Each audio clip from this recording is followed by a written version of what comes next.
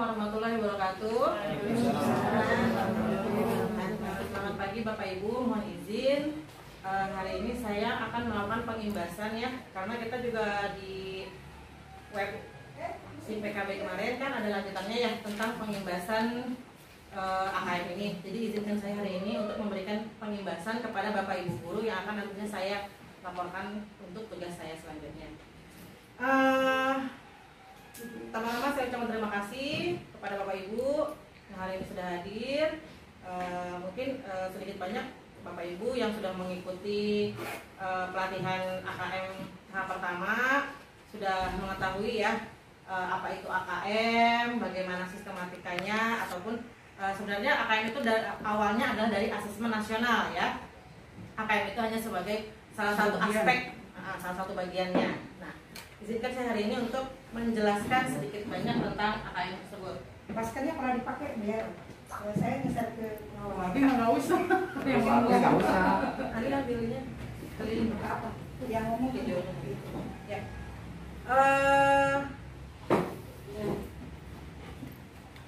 Latar belakang dari terciptanya asesmen nasional ini adalah, kita lihat di sini, pertamanya ujian nasional ya. Dulu kita tahun sebelumnya melaksanakan namanya ujian nasional, di mana materi UN padat ya.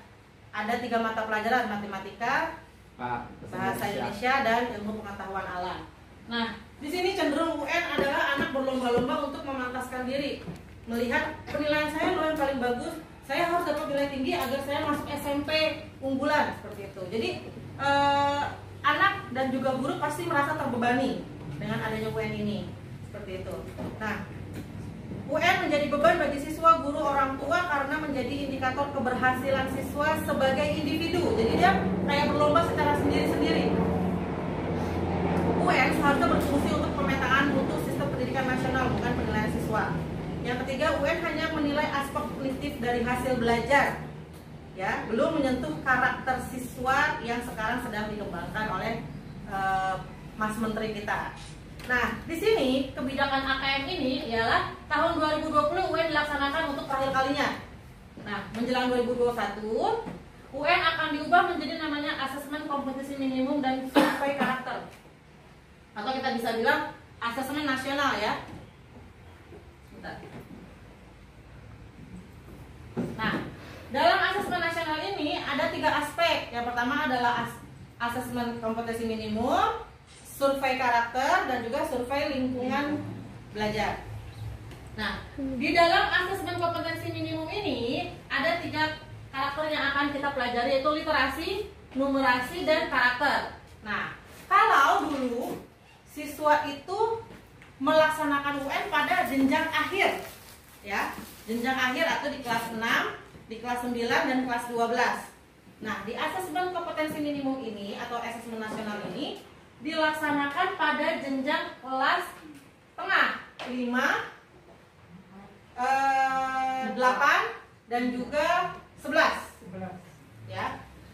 Nah, misalnya ini salah satunya 5, 8, dan 11 ya. Nah, di sini asesmen kompetensi minimum ini adalah sebagai perbaikan mutu pembelajaran dan tidak bisa digunakan untuk basis seleksi siswa ke jenjang selanjutnya. Jadi bagaimana nanti pada saat kelas tengah ini mereka diambil sampel, diuji coba untuk melaksanakan ujian, dan hasil nanti dilihat apakah mutu pembelajaran di sekolah ini sudah baik atau belum. Apabila didapatkan nilainya yang belum baik, atau itu ada 4 aspek kemarin ya, ada mahir dan ada ya, nanti kita bahas di sebelumnya. Nah, itu nanti bukan lagi sebagai individual, tapi satu jenjang atau satu sekolahan, seperti itu. Nah, mengacu pada praktik baik pada level internasional seperti PISA dan TIMS.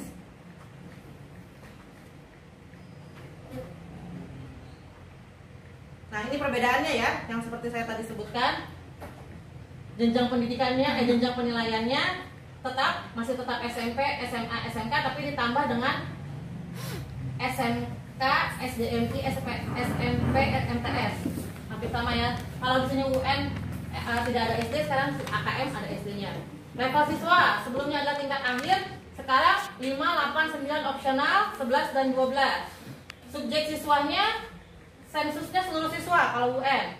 Kalau AKM itu sensus sekolah dan sampel siswa, jadi hanya diambil beberapa siswa saja. Nah, model soalnya di sini. Kalau dulu UN hanya pilihan ganda dan isian singkat, nah untuk SD pilihan ganda aja ya. Apa ada isiannya juga ya waktu itu? Pernah ada isiannya. Pilihan ganda aja kan? Kemarin ada. Pernah ada esai. Ada esai ya, betul. Nah, di sini nanti pada AKM ini akan ada namanya PG, pilihan ganda Khusus. khusus menjodohkan, drag and drop maksudnya itu nanti ada menghubungkan ya, menjodohkan, betul. Highlight atau isian singkat, esai dan soal interaktif. Jadi anak lebih dikembangkan pemahamannya. Kadang-kadang kalau saya lihat baca soal-soalnya itu kayak logikanya dia harus jalan, bahwa bagaimana sih menjawab soal yang tidak hanya mereka harus membaca dulu seksama baru bisa menentukan isiannya bagaimana, pemahamannya tentang soal tersebut bagaimana, seperti itu. Nah, periode tesnya nih, kalau dulu UN adalah 4 hari, untuk AKM hanya 2 hari. Moda pelaksanaannya adalah semi online. Nah, kalau yang sekarang ada full online, semi online dan offline. Nah, ini nanti mungkin pihak dinas atau kementerian akan mensensus dulu kelayakan tepat buat apakah sekolah ini sudah bisa untuk online ataukah semi online, atau memang kalau misalnya belum terjangkau pasti mau nggak mau harus offline, seperti itu. Nah, metode penilaiannya adalah computer based test. Kalau yang ini computerized adaptive testing atau CAT. Ini kayak model-model tes PNS ya, pakai CAT. Dan multi stage adaptive testing. Nah, spesifikasi minimal infra sekolah. Kalau dulu UN adalah server sekolah atau komputer klien. Nah, sekarang server sekolah tidak perlu. Yang penting adanya komputer klien memori 2 GB, ini udah ada resolusinya di sini. Nanti tinggal bagaimana sekolah mempersiapkannya. Makanya nanti kan mungkin ada sensus sendiri bagaimana apakah sekolah sudah siap untuk melaksanakan AKM ini ataukah belum, seperti itu. Ya. Nah, ini asesmen nasional masih dalam tahap pengembangan juga ya, karena yang saya tahu kemarin katanya bulan Maret, tapi diundur lagi kan antara Agustus sampai Oktober, seperti itu. Nah, kata minimum ini mengacu kepada tidak semua konten di dalam kurikulum diukur di dalam AKM. AKM akan mengukur keterampilan dasar, literasi dan numerasi, kemampuan bernalar tentang teks dan angka. Kompetensi tersebut dibangun dari jenjang dasar sampai menengah dalam suatu learning progression. Nah, AKM berbentuk survei dengan sampel siswa kelas 5, 8, dan 11. Tidak melaporkan hasil individu siswa, namun laporannya aregrat yang berfokus pada peningkatan internal dari waktu ke waktu, bukan komparasi antar kelompok. Kita lanjut. Nah, di sini kita lihat nih apa sih yang diukur ini nih? Antara asesmen kompetensi minimum, survei karakter, dan survei lingkungan belajar. Kelihatan nggak yang belakang? Nggak kelihatan ya, nanti di-share aja ya materinya. Nah, untuk literasi membaca itu adalah kemampuan untuk memahami, menggunakan, mengevaluasi, merefleksi berbagai jenis teks, menyelesaikan masalah, dan mengembangkan kapasitas individu sebagai warga Indonesia dan warga dunia yang dapat berkontribusi secara langsung di masyarakat. Jadi kayak kehidupan sehari-hari ya, apalagi dengan perkembangan zaman saat ini. Nah, numerasinya kemampuan berpikir menggunakan konsep, prosedur, fakta, dan alat matematika untuk menyelesaikan masalah sehari-hari pada berbagai jenis konteks yang relevan untuk individu sebagai warga negara Indonesia dan dunia. Contohnya kemarin waktu kita bikin soal di dalam angkatan AKM ya, itu lebih kepada bahwa anak digiring untuk pembelajaran dia sehari-hari di rumah bagaimana sih. Kalau PJJ mungkin di rumah ya, bagaimana misalnya kemarin saya lihat SW-nya Bu Dewi ini bikin donat, ya Bu Dewi ya. Nah, aku pernah lihat bikin donat. Itu termasuk dalam AKM sebenarnya bisa.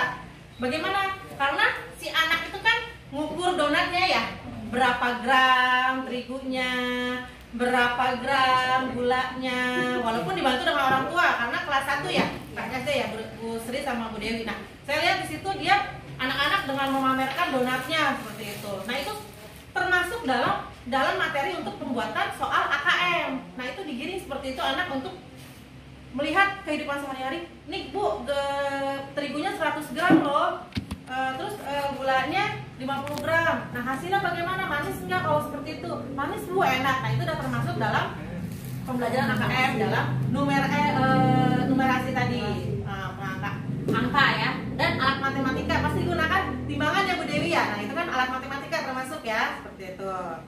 Nah yang selanjutnya ada survei karakter. Nah karakter ini adalah profil Pancasila ya. Di sini karakter yang akan dikembangkan adalah beriman, bertakwa, berakhlak mulia, bernalar kritis, mandiri, kreatif, bergotong royong, dan berkebinekaan global. Lanjut untuk survei lingkungan belajarnya, iklim belajar dan iklim satuan pendidikan, keamanan sekolah, kebinekaan sekolah, sosial ekonomi. Nah ini bisa dilihat dari pendidikan orang tua, profesi orang tua, dan fasilitas belajar di rumah juga memadai atau tidak, karena dalam PJJ ini juga kan pasti Bapak Ibu guru menghadapi perbedaan masalah ya, apalagi anak-anak ada yang tidak punya handphone, tidak punya alat komunikasi lainnya, ada beberapa yang mungkin memang harus. Nah, sebagai ini adalah indeks sosial ekonominya akan disurvei sebelum kita akan melanjutkan ke AKM tersebut ya, seperti itu. Lalu kualitas pembelajaran, manajemen kelas, dukungan afektif, aktivasi kognitif. Nah, yang terakhir adalah pengembangan guru, refleksi dan perbaikan pembelajaran, dan dukungan untuk refleksi guru. Di sini dimana nanti survei lingkungan belajar ini mungkin Kemendikbud sekarang ini sudah mensurvei secara tidak langsung melalui pelatihan AKM ya, Bapak Ibu ya. Bagaimanakah, apakah mereka siap untuk melanjutkan ke teknik AKM ini, ataukah memang ada yang belum siap karena keterbatasan dalam survei lingkungan belajar tersebut. Fasilitasnya ya, sarana prasarana yang mungkin akan digunakan nantinya. Nah, ini adalah instrumen asesmen nasional dan informasi yang akan dihasilkan. Pertama, respondennya adalah murid. Kedua, guru. Nah, yang terakhir kepala sekolah. Nah, untuk instrumennya, untuk murid adalah AKM literasi dan numerasi, dan juga survei karakter adalah karakter yang dibangun siswa ya. Lalu hasil belajar kognitif dan juga hasil belajar sosial emosional. Sebenarnya sudah mencampur juga kalau kita melakukan penilaian sekarang ya, karena ada penilaian secara kognitif, ada juga sosial dan pribadinya ya, karakter siswanya. Nah, untuk guru dan kepala sekolah lebih ke survei lingkungan belajar tadi ya, apa namanya, Kelas kita ya, penilaian ya kelas, kelayakan kelas, sarana prasarana, lalu nanti dilanjutkan dengan referensi gurunya, sudah siapkan guru dengan IT. Saat ini kan pasti kan harus dengan IT ya, guru harus melek teknologi. Bagaimana kalau dia mengajarkan AKM ke siswa tapi dia sendiri tidak melek teknologi, karena AKM ini pasti tadi aja kita lihat tesnya itu melalui chat ya. Nah, setidaknya guru harus sudah pernah mencoba satu kali dia melakukan tersebut gitu. Karena kalau misalnya guru juga belum tidak punya kelayakan untuk survei lingkungan belajar ini, maka output ke siswanya nanti akan sulit seperti itu. Maka diadakanlah AKM tahap pertama itu sebagai pengenalan diri. Nah, ini karakter input dan proses pembelajaran ya. Nah, ini jenis-jenisnya tadi yang sudah dijelaskan ya. AKM nasional, mengukur kinerja mutu sekolah, administrasi standar, AKM kelas, mengukur hasil belajar siswa, formatif, alat untuk tes the right level, administrasi tidak standar, AKM sertifikasi untuk mengukur hasil belajar, dan administrasi terstandar. Ini jenis-jenis AKM-nya ya. Nah, asesmen kompetensi minimum literasi membaca. Salah. Nah, literasi membaca itu tadi sudah dijelaskan ya, ini mengulang lagi. Kemampuan untuk memahami menggunakan. Kita lewatin aja Bapak Ibu ya, karena sudah dijelaskan tadi. Nah, ini bentuk soalnya tadi. Pilihan ganda hanya satu jawaban benar. Ini sudah pasti ya jawabannya. Nah, ini adalah pilihan ganda kompleks. Jawaban benar bisa lebih dari satu. Jadi anak bisa nyentang. Pilihlah jawaban di bawah ini yang menurutmu sesuai dengan teks di atas. Nah, itu anak-anak pasti baca lagi itu. Mana sih yang tadi saya baca, benar nggak? Ada nggak di atas, seperti itu. Nah, tadi menjodohkan isian singkat, angka, nama atau benda yang sudah fix. Non objektif itu adalah esai. Nah, ini komponennya nih. Numerasi, konten, bilangan, pengukuran geometri, data dan uncertainty, aljabar. Proses kognitifnya pemahaman, aplikasi dan penalaran. Konteksnya itu personal, sosial, kultural, saintifik. Nah, kalau untuk literasi membaca, konten, teks informasi, teks sastra. Proses kognitifnya menemukan informasi, interpretasi dan integrasi, evaluasi dan refleksi. Konteksnya personal, sosial, budaya dan saintifik. Mungkin ibu bapak juga kemarin sudah mencoba ya membuat soal-soal ya numerasi dan literasi. Ada level-level tertentunya ya. Yep. Nah itu saya materinya kemarin belum dimasukkan ke sini. Jadi setiap numerasi ini juga nanti bilangan ada levelnya sendiri ya. Level 1, level 2, level 3 tentang apa. Sama dengan halnya dengan literasi membaca. Ada level-levelnya ya Bapak Ibu ya. Yang sudah mengikuti kemarin pasti sudah tahu bahwa untuk kelasnya level 1 kelas ya. 2, level 2 kelas 3, level 3 kelas 5. Ya, betul. Ada seperti itu ya. Nanti tinggal Bapak Ibu membuat lagi soal-soal yang tadi seperti tadi bilang ganda. Jadi ada berbagai macam soal yang akan kita buat di situ. Nah, ini sumber datanya nih. Kalau kita lihat pertama sumber datanya dari Dapodik sudah pasti ya. Makanya kemarin Pak Wahyu operator minta data ulang Dapodiknya karena nanti akan digunakan sebagai acuannya untuk pengambilan sampel siswa. MI Simpatika, Platform Guru dan KS, Fitur Studi SMK, Data GTK. Data GTK nanti biasanya untuk Bapak Ibu gurunya ya. Survei BPS, sumber big data lainnya. Laporannya ada profil sekolah, raport mutu sekolah, profil daerah, raport mutu pendidikan. Nah dari sekolah adalah EDS yang biasa kita suka isi ya, centang-centang itu evaluasi di sekolah. Selanjutnya akreditasi sekolah, evaluasi dari Pemda dan evaluasi SPM pendidikan daerah. Nah ini sasaran pesertanya. Pesertanya tadi sudah ini. Terus pelaksanaannya berbasis kompetensi dan adaptif, tes literasi, tes numerasi, survei karakter, survei belajar. Setiap peserta mengerjakan asesmen selama 2 hari. Nah pelaporannya tidak untuk individual siswa. Laporan pada level sekolah dan daerah sebagai alat refleksi diri sekolah dan Pemda. Tidak untuk meranking sekolah. Jadi nggak ada ranking. Kalau dulu kan kalau UN ya, oh ini si SD ini tertinggi nih UN-nya gitu kan. Akhirnya menjadikan iya favorit, ada SMP favorit, ada SMA favorit. Nah sekarang udah nggak ada ya. SD juga dulu ada SD unggulan ya, karakter nasional. Sekarang sudah disamaratakan seperti itu.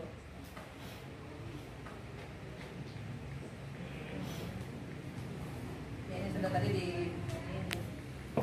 Nah ini jadwal secara garis besar ya mungkin akan berubah juga karena kan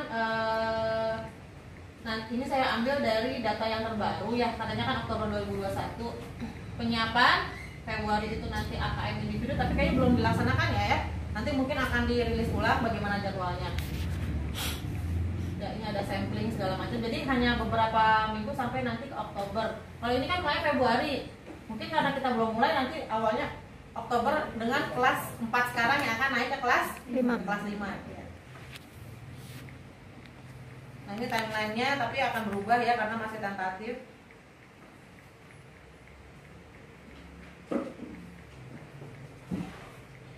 Nah ini simulasi skala besarnya yang akan kira-kira dilaksanakannya. Tapi masih tentatif ya, kita masih menunggu keputusan dari kementerian saat ini.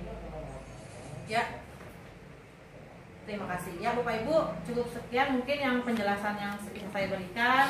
Lebih kurangnya saya mohon maaf. Apabila ada pertanyaan mungkin kita bisa sharing bersama ya, karena kan kita juga sama-sama mengikuti. Mungkin ada yang dari penjelasan saya yang kurang dimengerti ataupun kurang, Bu ini ada yang kurang ini ya, nanti kita akan bakal bisa saling bekerja sama satu sama lain untuk menyukseskan asesmen kompetensi minimum yang akan dilaksanakan pada tahun pembelajaran yang akan datang. Ya, sekian penjelasan dari saya. Wassalamualaikum warahmatullahi wabarakatuh.